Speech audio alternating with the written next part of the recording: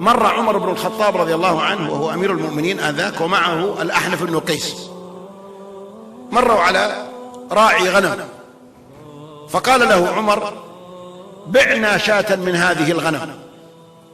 فقال الراعي: قال: أنا والغنم لسيدي، يقول أنا عبد مملوك ما أملك شيء.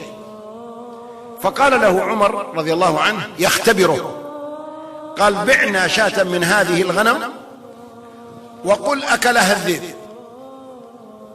فقال الغلام: وأين الله؟ رفع أصبعه إلى السماء قال: وأين الله؟ أقول لك أكلها الذئب وأنا بعتها، أين ربي؟ ما هو يشوفني، ما هو يعلمني. فبكى عمر حتى اخضلت لحيته،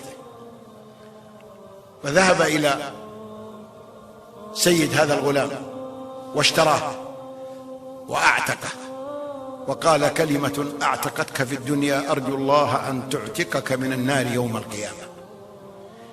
أين الله؟ منهج حياة. أين الله في تصرفاتك؟ أين الله وأنت تضغط الأزرار لتزهم على حرام؟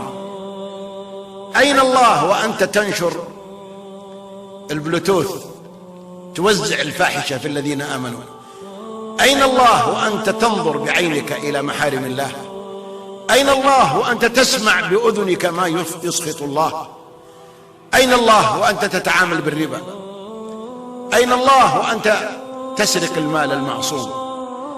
أين الله؟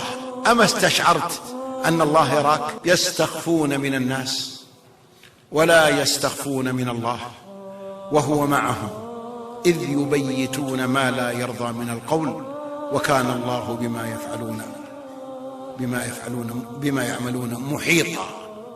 وإذا خلوت بريبة في ظلمة والنفس داعية إلى الطغيان فاستحي من نظر الإله وقل لها: إن الذي خلق الظلام يراني.